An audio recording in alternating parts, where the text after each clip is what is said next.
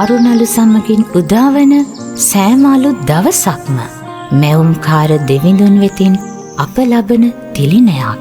ඒ සෑම දවසකටම ජීවමාන දේව වචනෙන් අපට පණිවිඩයක් තිබෙනවා. ඒ පණිවිඩය පසක් කරදීමට දිනපතා දේව වචනය වෙත අපේ හදවත පිබර කරමු. ජීවිතාලෝකය ගෙන එන බයිබලෙන් පිටුවක්. අද දවසේ ඔබට කතා කරන්නේ ගරු විලියම් විජේකෝන් දේවගැතිතුමා. ඔබ සැමට ආශිර්වාදමත් සුබ දවසක්. අප අද දවසේ ස්වාමින් වහන්සේගේ වචනයට අපගේ අවධානය යොමු කරන අතර අප බලන්නට යන්නේ ගීතාවලියේ 7 වන ගීතිකාවේ පළමුවන පදයේ සිට 5 වන පදය දක්වා. දාවිත්තුමා විසින් ස්වාමින් වහන්සේ වෙතට ගායනා කළා වූ මෙම කාව්‍යමය ගීතිකාව තමන්ගේ ජීවිතයෙහි තමන්ට විරුද්ධව නපුර කරන්නට විරුද්ධවාදීව එන්නා වූ අයගෙන් මිදෙන පිණිස ස්වාමින් වහන්සේගේ සරණ උන්වහන්සේගේ උපකාරය සෙව්වා වූ ගීතිකාවක් ලෙස අපට දකින්නට පුළුවන්. ගීතාවලිය 7 වන ගීතිකාවේ පළමුවන පදයේ සිට 5 වන පදයට අපගේ අවධානය යොමු කරන අතර දාවිත්තුමා මේ ගීතිකාව කාව්‍යමය ගීතිකාවක් ලෙස ස්වාමින් වහන්සේ වෙතට ගෙනෙනවා. මාගේ දෙවි වූ ස්වාමිනී ඔබ සරණ කොට ගනිමි. මා ලුහුබැඳ එන්නා වූ සියල්ලන්ගෙන් මා ගලවා නිදහස් කළ මැනව. නැතහොත් ගලවන්නෙක් නැති කල්හි ඔහු සිංහයෙකු මෙන් මාගේ ආත්මය කැබලි කොට ඉරා දමන්නේය. මාගේ දෙව් වූ ස්වාමිනී මම මේක කළෙම් නම් මා අත අයුතුකමක් ඇත්නම් මා සමග සමාදානයෙන් සිටිය තැනැත්තාට නපුරක් කළෙම් නම් වරහන් ඇතුළේ කියනවා සැබවින් නිකරුණේ මට ඉදිරිව සිටි තැනැත්තා මම ගැලවීමි. සතුරා මාගේ ආත්මය ලුහුබැඳ අල්වා අසුකර ගනිවා. එසේ ඔහු මාගේ ප්‍රාණය බිඳ දමා පාගා. මාගේ ගෞරවය දූලියෙහි හෙලාවා.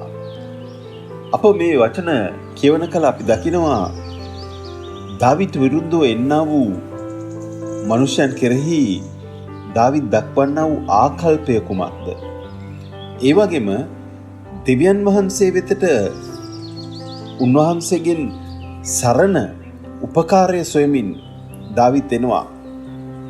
ඔහු මෙහිදී පෙන්눔 කරනවා මනුෂ්‍යයන් ඔහුව ලුහුබැඳ එනවා ඒ සියල්ලන්ගෙන් ඔහු ගලවලා නිදහස් කරන්නයි කියලා.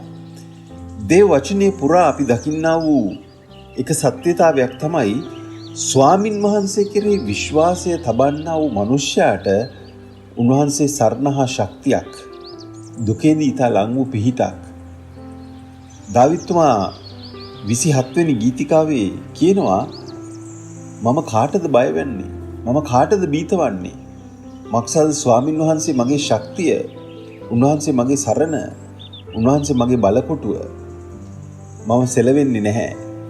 සතුරන් මගේ මාංශය කන පිණිස මට විරුද්ධව ආවත්, මට විරුද්ධව යුද්ධයක් හටගත්තත් එකල්හි මම සුරක්ෂිතව සිටිනවා. මං ආසම කාරණයක් දාවිත්තුමා මේ ගීතිකාවේ කියන මම එක දෙයක් ස්වාමින් වහන්සේගෙන් ඉල්ලනවා. මම ඒක සොයනවා. එනම් උන්වහන්සේගේ අලංකාරය දකින පිණිසත්, උන්වහන්සේගේ මාලිගාවේදී භාවනා කරන පිණිසත් මාගේ ජීවිතයේ සියලු දවස්වලදී ස්වාමින්ගේ ගෘහේ වාසය කිරීම. උන්වහන්සේ විපත්ති දවසේදී මාව කාටවත් හොයන්ට බැරි අප්‍රකාශ ස්ථානයක සංගවලා තිබෙනවා. සියල්ලන්ට ඉහළින් උන්වහන්සේ මාව ඔසවලා තියෙනවා.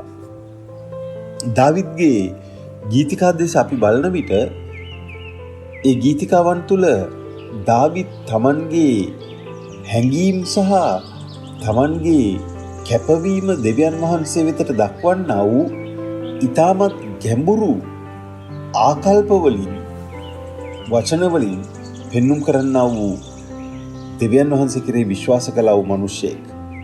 ඔහු ඉන්ඩිරෙක්ට් තරුණයෙක් හැටියට සිටියදීත් තමාගේ පියාගේ බැටළුවන් බලා ගන්නා වූ කාලය තුලදී ඒ වගේම රජකමට පත් වුණාට පසුවත් දාවිද්ගේ ගීතවල අපි දකින්නේ තමන් ස්වාමින් වහන්සේ තුල විශ්වාසය තබමින් උන්වහන්සේ තුළ බලාපොරොත්තු වෙමින් උන්වහන්සේ තුළ ඇදහිල්ලේ ගමන් කළා වූ ස්වාමීන් වහන්සේට කැප වූ මිනිසෙක් ලෙසයි.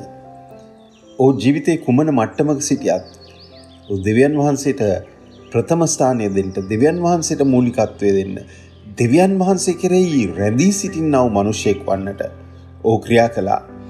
දෙවන පදයේ කියනවා නැතහොත් ගලවන්නෙක් නැති කල්හි ඔහු සිංහයෙකුමෙන් මාගේ ආත්මය කැබලි කොට ඉරා දමන්නේය. සිංහයෙකුමෙන් මාගේ ආත්මය කැබලි කොට ඉරා දමන්නේ කියන වචනය කියවන විට අපිට බයිබලයේ මතක් වෙනවා තව චරිතයක්. එනම් දානියෙල්ගේ ජීවිතය.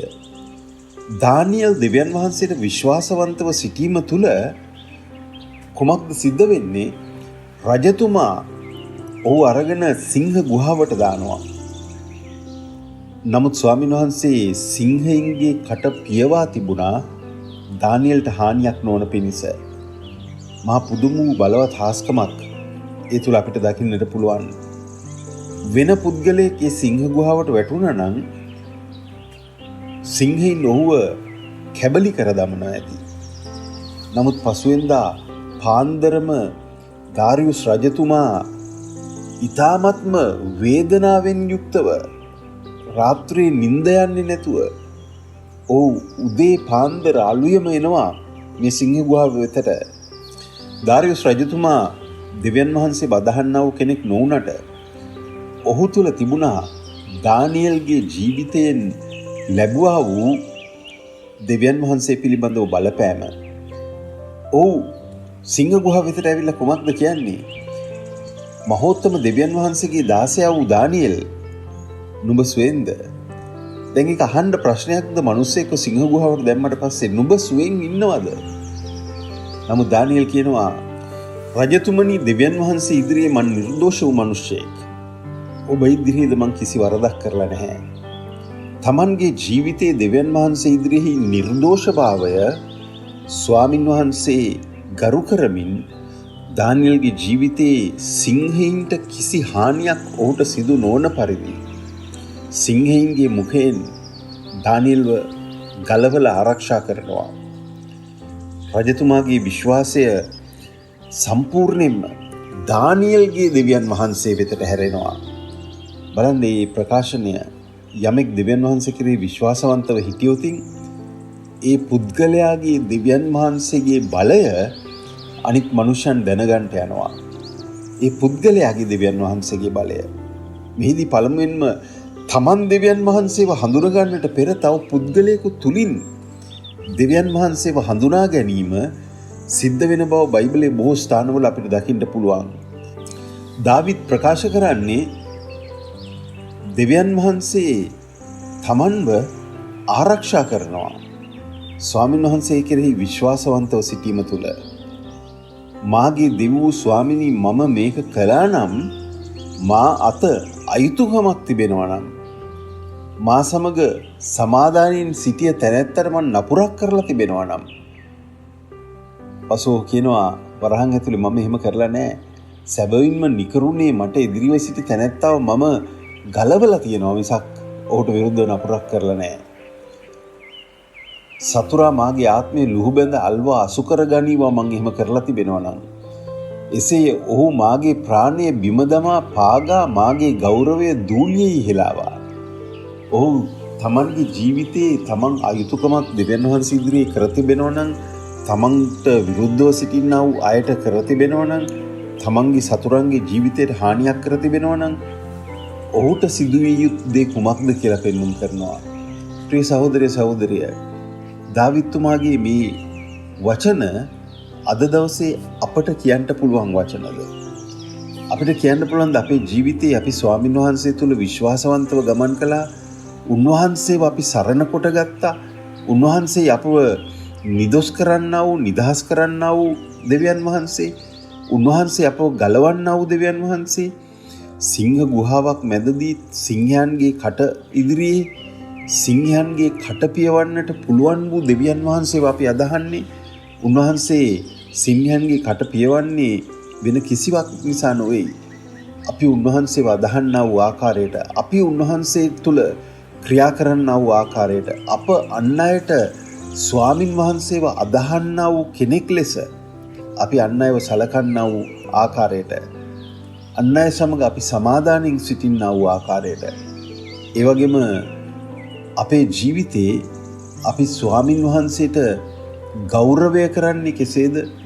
ඒ ගෞරවය කරන්නා වූ ආකාරයට. ස්වාමින් වහන්සේට ගෞරවය කිරීම කියන්නේ නමස්කාරයට සහභාගී වීම පමණක් නොවේ.